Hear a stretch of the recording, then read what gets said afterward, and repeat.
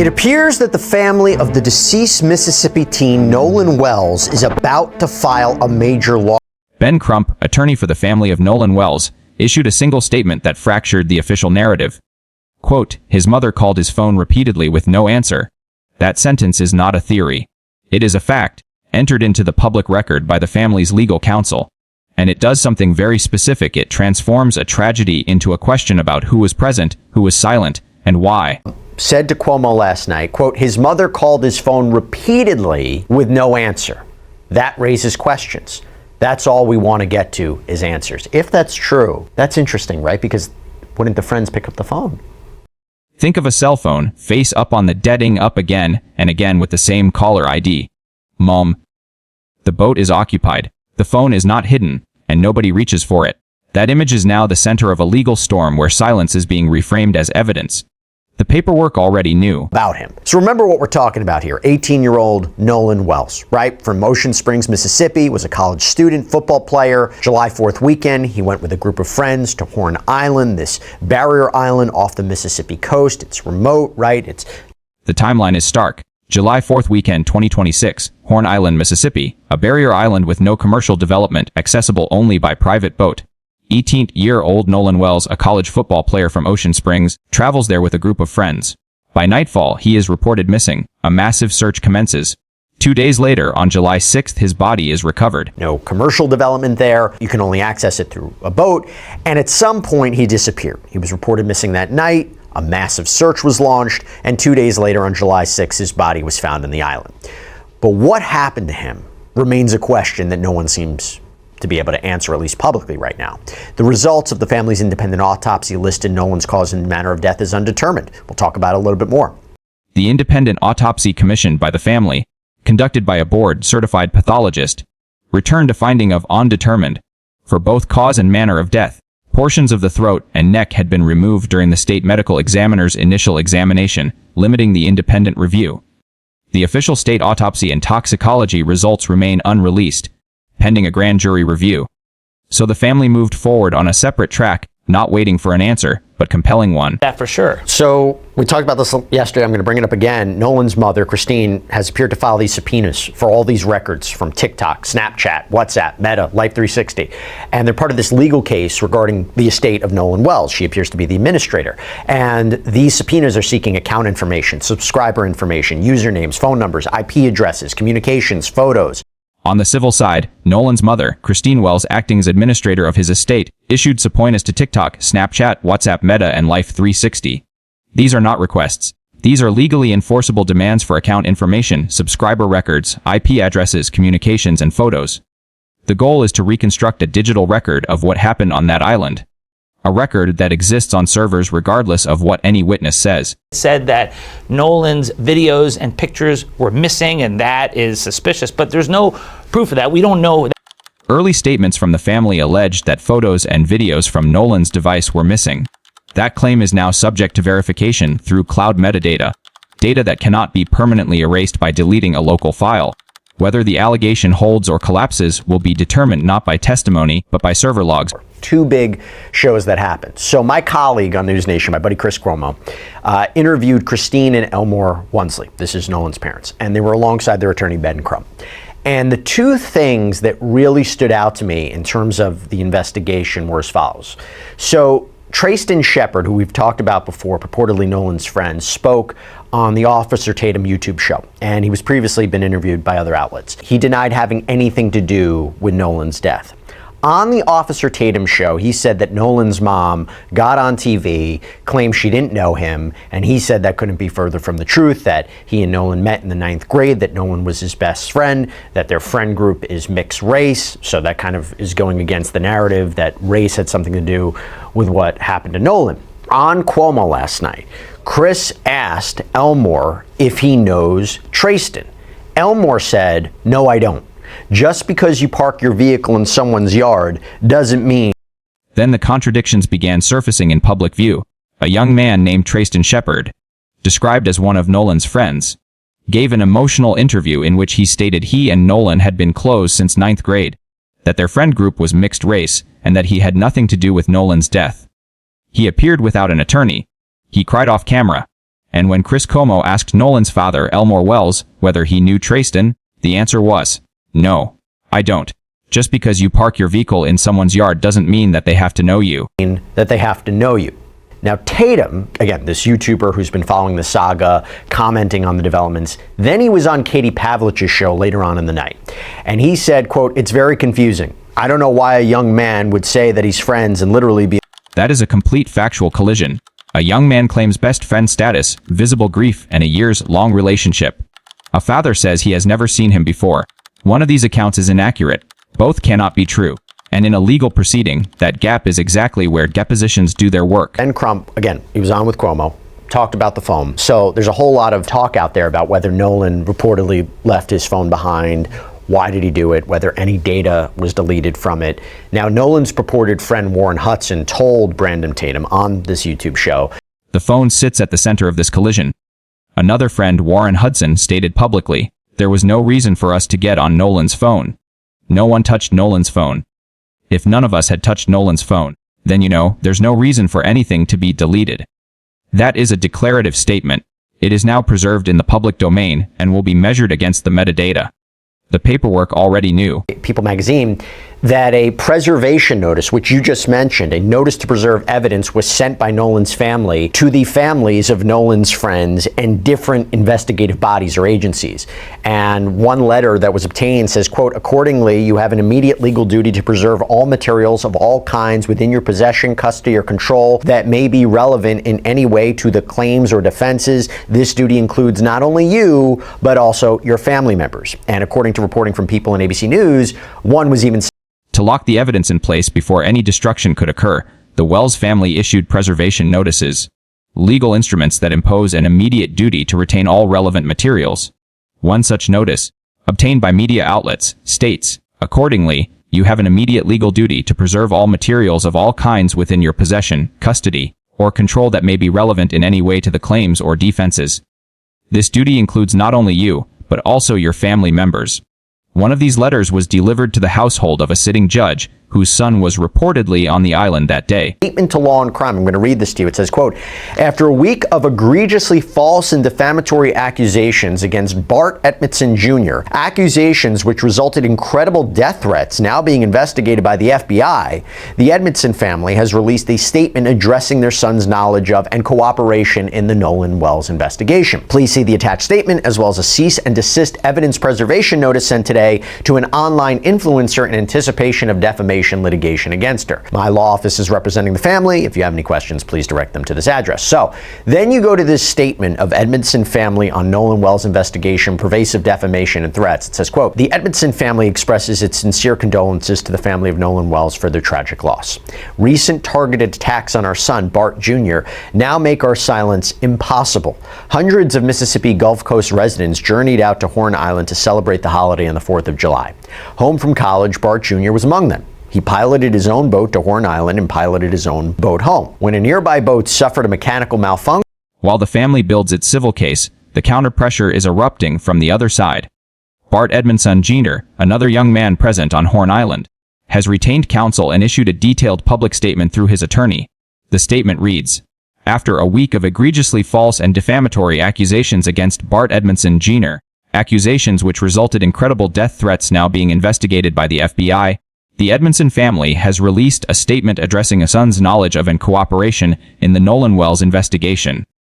The attached statement describes Edmondson piloting his own boat, rendering aid to a distressed vessel, removing a transom plug to drain water, and towing the boat to safety. Actions witnessed, he asserts, by more than 20 people spread across 2 boats. Cooperated with law enforcement investigating the tragedy. He sat for interviews, answered all of the questions he was asked, and shared all of his recollection from July 4th, 2026. Bart Jr. also compiled a list of potential witnesses. Goes on to say he allowed his phone to be viewed and shared, requested photographs and videos from that day with law enforcement. He also permitted the inspection of his boat and GPS device. At no point in this process has Bart Jr. ever been identified as a suspect in Nolan's death. This has not stopped people from engaging in dangerous speculation, nor has it stopped out. The statement continues. When Nolan's disappearance and death came to light, Bart Jr. freely and fully cooperated with law enforcement investigating the tragedy. He sat for interviews, answered all of the questions he was asked, and shared all of his recollection from July 4, 2026. He compiled a list of potential witnesses. He permitted inspection of his boat and GPS device. At no point has law enforcement identified him as a suspect. Yet the online accusations continued, and a cease-and-desist letter was dispatched to an individual identified as the originator of multiple false claims. Letter, and it says in part, quote, "Dear Miss Lee, I have been retained to represent Bart Edmondson Jr., a Mississippi resident, in response to numerous false and defamatory statements you have published on social media channels under your control, including but not limited to Facebook and Instagram channels operating under the name of Kimbra Lee. We have also determined 2 potential aliases, including Susan Speezer and Lauren." That cease-and-desist letter names a specific online user, Kimberly Lee, with alleged aliases Susan Spezer and Lauren David, and accuses her of publishing photos of the Edmondson home, residential address, land plat, and employment information, while simultaneously asserting that Bart Edmondson Jr. caused or contributed to Nolan's death or participated in a cover-up. The letter is a precursor to a defamation lawsuit. If he really had something to do with this, if he had something to hide, I don't know if you'd be filing a lawsuit where all this could potentially get exposed. That's the discovery process. You got to be careful, because if you file these lawsuits, then you open yourself up to discovery, depositions, document production. So the fact that they're taking initiative, again, tells me that I think they're being sincere and credible, and I don't believe this young man had anything to do with it. But he and others have been raked through the coals by people who have an agenda, who want to get clicks and likes, and they want to monetize it, and they're taking advantage of a terrible situation. So I applaud them for. And here is the legal calculation that makes that filing significant. If you are guilty of something, if you have material facts to hide, you do not voluntarily initiate litigation that will subject you to discovery, depositions, and document production under penalty of perjury. The Edmondson family's willingness to enter that arena is, in itself, a form of evidence. It does not prove innocence, but it shifts the burden onto the accusers to produce something more than speculation. You know, and I'll get into it now, because you think about the potential harassment here, right? People have a lot of passion about this, understandably so, but people allegedly making threats. Aside from the one who I just mentioned, it was reported that another friend got threats, that the mom of one of the young men out there, I'm talking about Ashley Cole, has been receiving threats. Christine, again, Nolan's mom, has reportedly been harassed. Bad reviews being posted at her workplace, threatening messages, harassing mail. First of all, are you surprised to see this in today's day and age, our true crime space? And number 2, what is the line?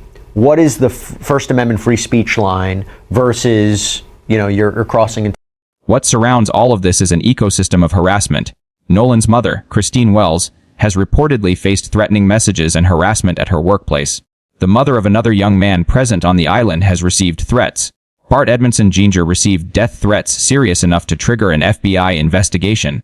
This is not a theoretical legal dispute. It is an active, multi-front threat environment where public statements are being weaponized in real time. To legal liability. Well, death threats are illegal. Yep. Threats of violence, illegal. Extortion is illegal. And we see this now so often. This is part of our culture, sadly. And we saw this in the Karen Reed case, where you have the family of the victim, you have people in the house, innocent people, who to this day are badmouthed and harassed and threatened. And I don't understand how we've gotten here. The internet makes any keyboard commando in their mother's basement a very brave, courageous person until they go out in public. And then they would never say to your face what they would say behind your back on a computer keyboard on the anonymity of the internet. So we're seeing this more and more, and it should be held accountable. And that's why I think defamation lawsuits can be used in this context. But they're tough, because if you're dealing with a public figure, you've got to prove what's called actual malice. Here, these plaintiffs are not public figures. These friends of Nolan Wells are not public figures. They will have an easier time winning a defamation lawsuit. The legal line is clear. Speculation and opinion, even when aggressive, enjoy First Amendment protection. Asking questions about someone's conduct is not defamation, but publishing a false statement of fact that identifies a specific person as a murderer or as a participant in a cover-up, particularly when accompanied by the publication of a home address, crosses into actionable territory. The victims here are not public figures. They are private citizens. In a defamation action, that distinction lowers the plaintiff's burden of proof considerably. They do not need to show actual malice. They need to show falsity, publication, and harm. And the word allegedly provides no legal shield. They are going above and beyond to try to get as conclusive answers as possible. But when you have a drowning, yeah, it's possible. They're saying it's inconclusive because right now there's no signs of blunt force trauma. There's no lacerations on the skin. There's the red discoloration on the back of the head. They're going to have to explain that, what that could be. But this is, by the way, I say that, but this is according to the medical examiner, the pathologist that was hired. Beneath the legal filings and public statements, the forensic question remains open. The independent autopsy noted one physical finding a red discoloration on the back of Nolan's head. The pathologist hired by the family, Dr. Mitchell, classified this as indeterminate. It could reflect decomposition. It could reflect blunt force trauma sustained before death, since bodies do not bruise post-mortem. The state medical examiner retained throat and neck tissue for further analysis, specifically testing for trauma and for evidence of drowning. Those results are sealed, waiting on the grand jury. Until the reports come out. But right now, it looks like an accidental drowning. But it's tragic, but I don't have any evidence of foul play. So just to push back on this for 1 second. I spoke to a couple medical examiners about this. First of all, they all say the work of Dr. Mitchell was great. But it could be two different things. One could be from decomposition, the red disc, or it could actually be a blunt force injury of some kind because the body won't bruise like that after death. So two different ways to look at it. Now, I want to jump on something you just said. Even if it was accidental drowning, and I talked about yesterday, there's reports that he might have been heavily intoxicated. No one saw anything? All those people. No one saw anything, no one helped to jump in. That's the part that I'm stuck on. Isn't it just as crazy to have all those people there and not one person sees? Current observable evidence points toward an accidental drowning. No witness has publicly alleged seeing an assault. No video of violence has surfaced. The argument that a physical attack could occur among a group of 20 or more people on an open barrier island with zero witnesses strains plausibility. Mark Twain's axiom applies: two people can keep a secret if one of them is dead. If something happened on Horn Island that day, it either happened invisibly or it is buried deeper than any public statement has yet reached. The paperwork already knew. Some of those companies will say you have to give us a subpoena from a law enforcement agency to get it. But other companies may say, well, if it's any request for documents or request for videos from a lawyer in a civil lawsuit, including a subpoena, that could suffice. Do you have to file a lawsuit first? If you want to submit a subpoena, yeah, you're going to have to. Or an anticipation of litigation. You can do a letter, what's called a preservation letter. Right. And then it's up to the companies to preserve it. And if they don't, they could be in trouble if there's a later lawsuit. They've been warned, and now they're destroying potential evidence. The family is pursuing both tracks, waiting for the criminal grand jury while building a civil wrongful death action. In a civil suit, the standard is not, beyond a reasonable doubt. It is preponderance of the evidence.